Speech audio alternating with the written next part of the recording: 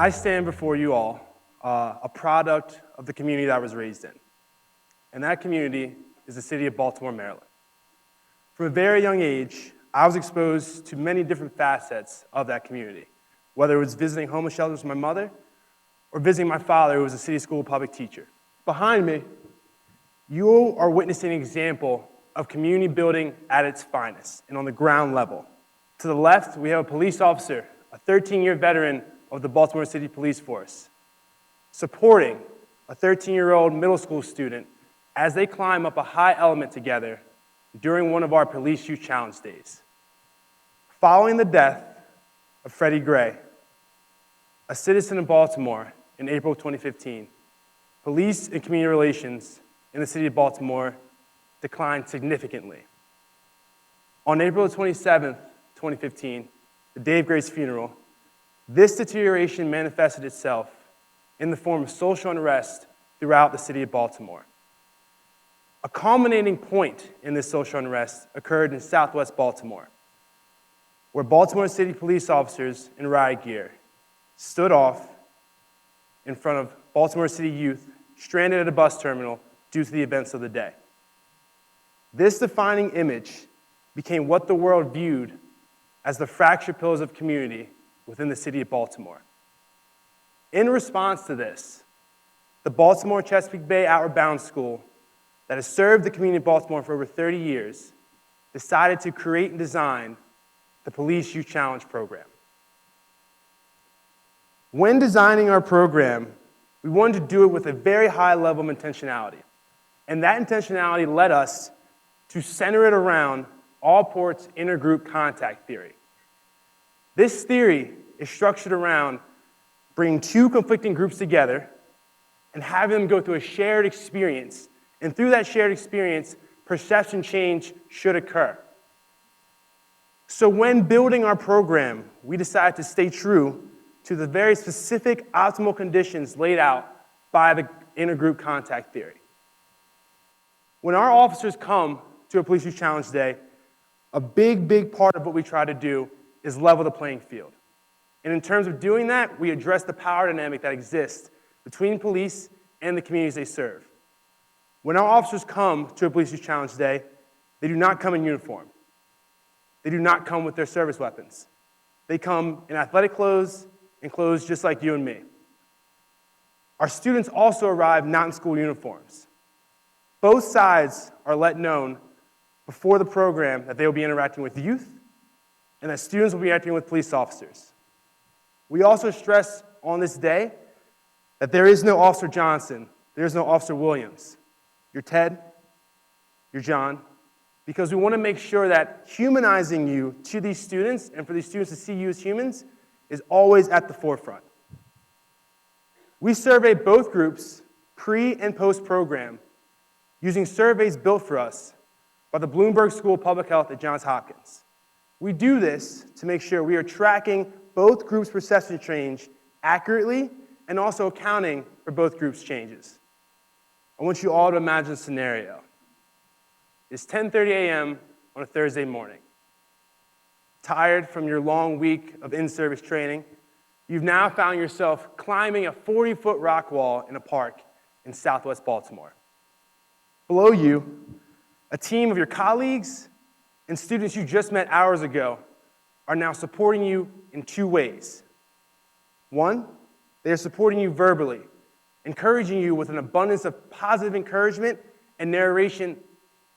And two, they are supporting you physically, literally holding the ropes that are helping you up this wall. A team made up of strangers who knew nothing about each other an hour ago are now helping you reach your goal on this wall. Bringing common goals into this space of strangers who just met an hour ago, helps us to reach what we think in terms of police and community relations should be achieved. Every activity we strive to do on a Police Youth Challenge Day is very much structured and facilitated in a way where intergroup cooperation is needed in order to be successful and also needed in order to communicate the right way within your groups. Whether it's catching a ball in a circle, making it through a maze blindfolded, running through a rope, or solving a logic puzzle. Every activity that we look to do on a PYC day with officers and youth has the mutual factor of everyone must succeed and we must all do it together. Our program is greatly, greatly supported on both sides. Following the events of 2015, we reached out to the Baltimore City Police Department looking to create this program and shift it to where we were serving a large percentage of its enlisted officers. In order for that to happen, we were written into Baltimore City Police Department's in-service training, which is essentially twice a year, every police officer in the Baltimore City Police Force goes through professional development training. And on Thursdays, they have a community engagement aspect of that training.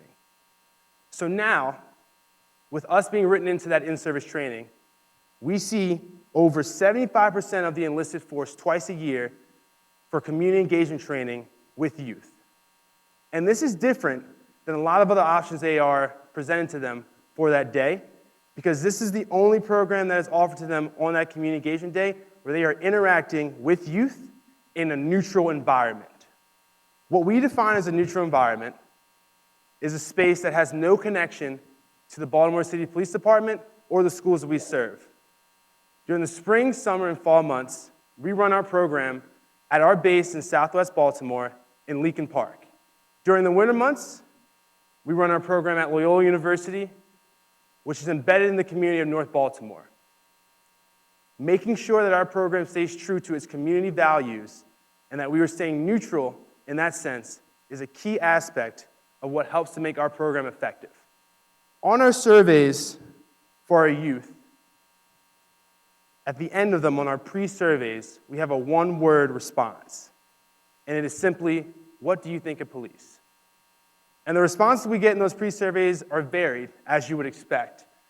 We've seen everything from monsters, enemies, fearful.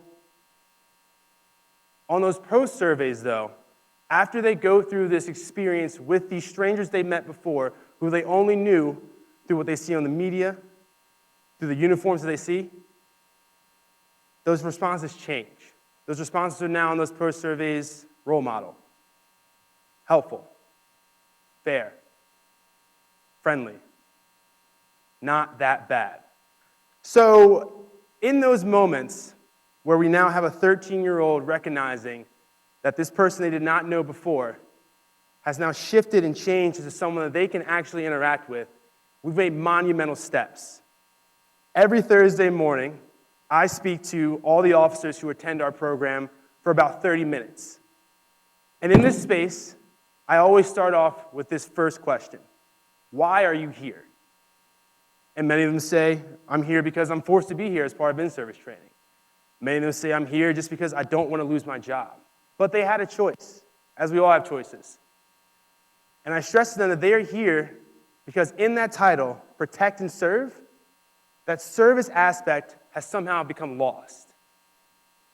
Your job as a police officer is to serve the community that not only you police, but also make sure you're servicing the citizens inside that community appropriately in the right way. That number, what that number says to me, is that our officers are walking away better equipped to interact with youth, not only in the setting that we created at Outward Bound, but in confrontational and negative settings. Officers have returned to our Police Youth Challenge program and expressed that the youth that they've met on programs have then come up to them around all their friends and said, hello, how are you doing? Remember when we climbed that rock wall?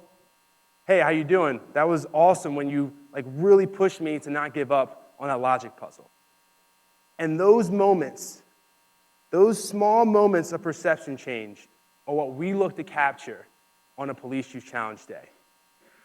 The environment we create on a Police Youth Challenge Day is simply the soil for what we look to take outside of this neutral environment so that we can then start planting seeds for them to start sprouting all around the city of Baltimore. We were recently written into our state funding by the Maryland's Department of Criminal Justice because of the impact that we are starting to have. Before I depart, I want to extend you guys a challenge. Before I started working this program, I was kind of spinning my wheels. I really did not have quite the direction that I wanted to have in my life. On the day of the uprising, I saw how my city was responding to what I felt like was a very ongoing issue. And not only did I see how my city kind of responded to it, but the way that we were viewed by others in that response. And that challenged me to think about, what am I doing to help build up my community? And not only whether it is police and community relations, but there are other things that we can all do within our community to truly make an impact that impact police and community relations.